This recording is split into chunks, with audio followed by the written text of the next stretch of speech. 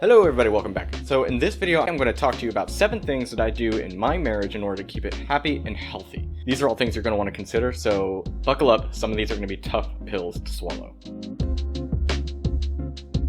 If you spent any amount of time on dating apps or social media, you'll find that relationships are kind of complicated. The first one is that we fight fair. Partners will always have disagreements. In fact, studies show that if you don't have conflict in your relationships, it's actually probably not a healthy relationship. What does that mean? That means you might not be talking about things that need to be talked about, that maybe you're walking on eggshells or beating around the bush, and that things aren't being discussed that need to be discussed. That could be problems, that could be finances, and things like that. And when things aren't discussed, things kind of come to a head. Or when there's a disagreement, partners tend to butt heads a lot. So there are healthy ways to communicate and there's unhealthy ways to communicate. So let's kind of go into that. When it comes to having healthy discussions, it's important that you give the other person time and space to convey their feelings, whether or not they're right or not. Because if you don't allow this, then that shows them that you don't care, that you're just waiting for them to shut up so that you can make your point and that you can beat them and win the argument, which is never a place you want to be in.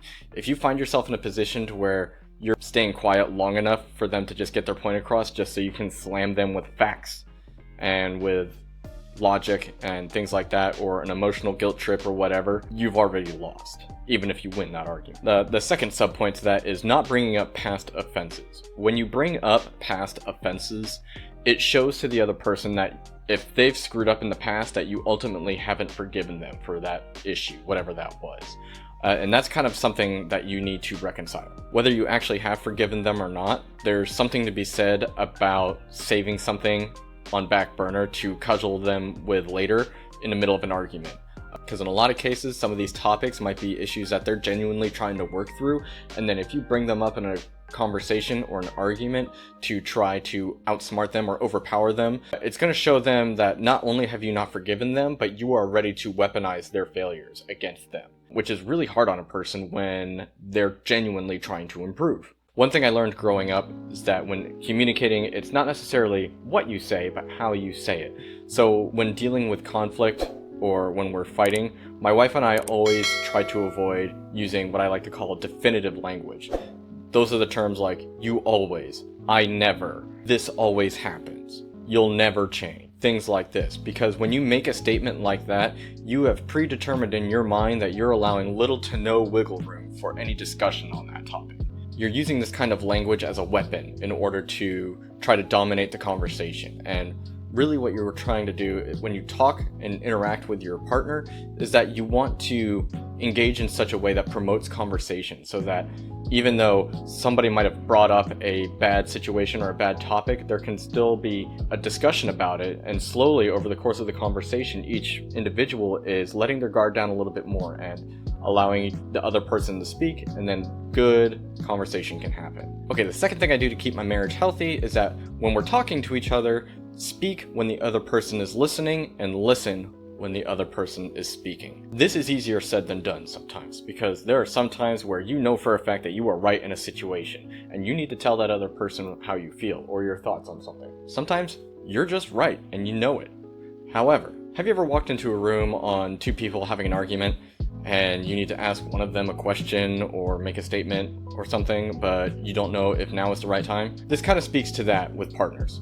See, even though you might be right in some sort of conflict or resolution, that doesn't necessarily mean now is the right time to talk about it. Because when you're in the middle of an argument and the tensions are high, now might not be a good time to make your point.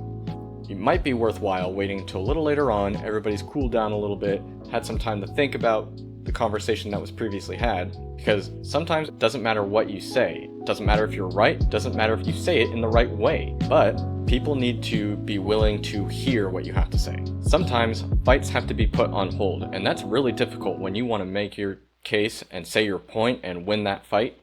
Sometimes you have to just wait. Sometimes you just have to be patient while the other person kind of battles their demons. Because sometimes you might be handling a situation a lot better than your partner is, or vice versa. And if they're just not ready to hear what you have to say, then that shouldn't be the hill you're willing to die on. So the third one, and this is a big one, the D word. That is the big divorce. We're talking about divorce. Now, I spoke a little bit to this in my last video, and you can find that over wherever that pops up on YouTube these days. And divorce is really a tricky thing because ideally in a good relationship, divorce will never happen. It shouldn't be an option, and that's what my wife and I have decided in our marriage, is that no matter what, come hell or high water, divorce is not on the table. That if one of us, for whatever reason, were to go off the deep end, that we are going to do everything within our power to work it out. And that's how it should be in pretty much any marriage. The statistics for divorce, who initiates divorce, and who it affects are well documented. And I'm not going to go into that here. I'm not even going to make a case for whether you should get married or not. The point is, if you're even considering marriage, you need to get this cemented in your mind before you do. Because, like I said in my previous video, the institution of marriage should be in stone. By us making this decision ahead of time, we know that there are now rules to combat when it comes to resolving our issues. We can't just fall back on, well, if you can't change or you don't change, then I'm gonna leave you. That is never an option. Imagine being stuck in a room with somebody without a door or a window. Your demeanor is going to change with that person if you are stuck with them, as opposed to if you get frustrated and you just walk out the door. Suddenly, when you're tied to somebody, you realize that the rules of engagement have changed. Now, I know there's going to be keyboard warriors. Understand that if you are in an abusive relationship and you need to get out, you need to get out.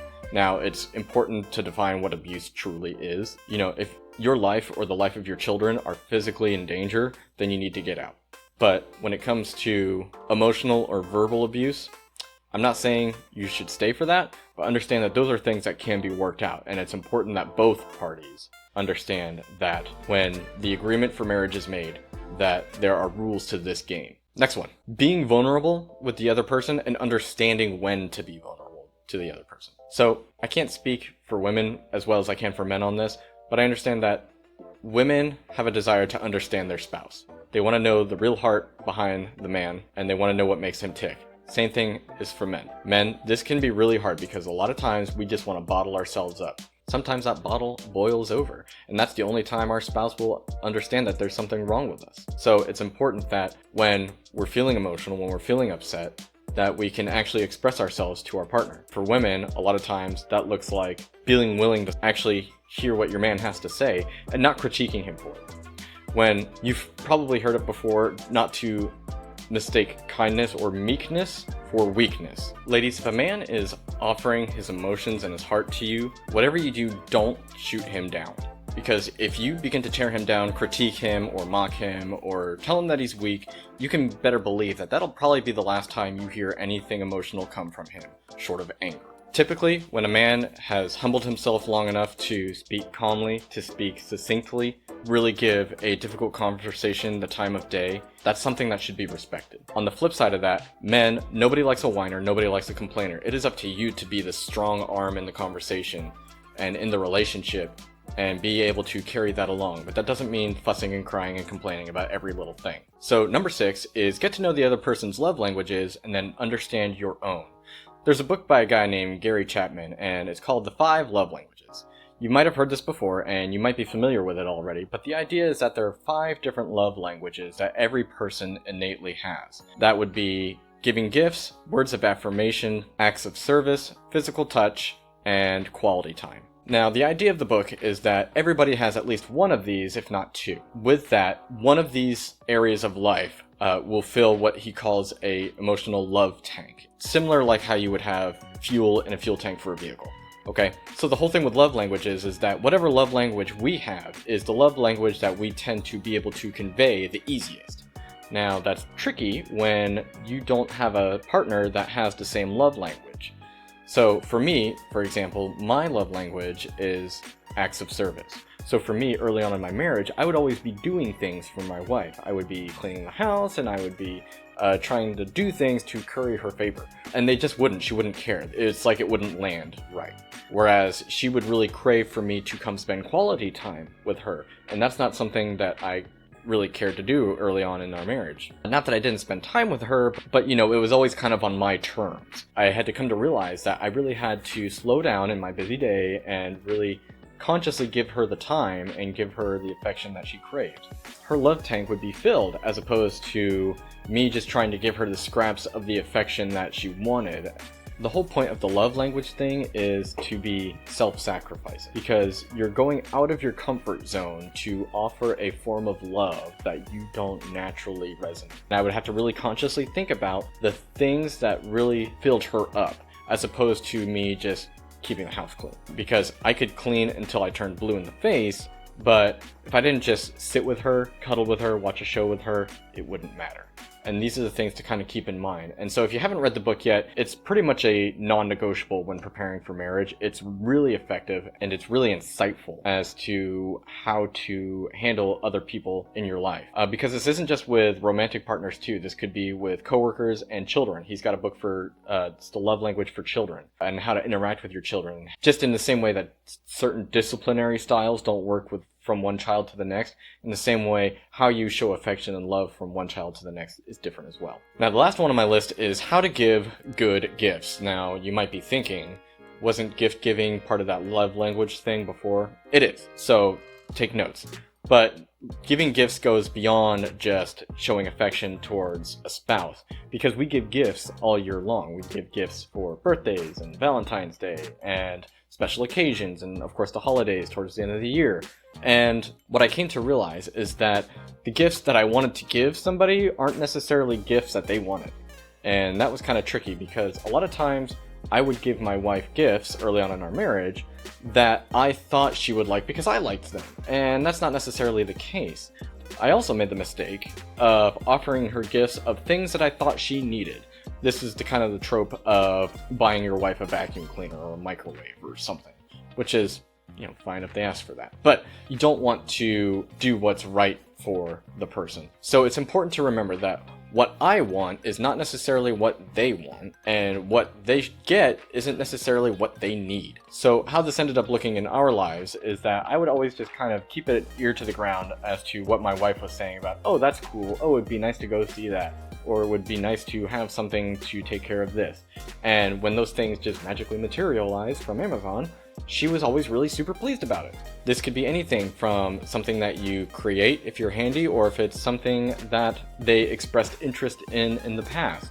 All you have to do is listen, and the more you do it, the more you realize it's really quite easy to get and give the gifts that your spouse would really appreciate if you just give it a little thought ahead of time and not wait till the last minute to go to the store to get something for Christmas, for example, on Christmas Eve. It's really easy to be thoughtful and think ahead if you can just listen to what your spouse is saying about the things that they might want in their life. So that's it. I hope that helps. If you have any questions, I would love to hear them in the comments below. At the time of this filming, I'm just about to hit 100 subscribers, which is an awesome milestone. So to everybody watching, I really appreciate you coming through and listening to what I have to say about all the stuff that I say.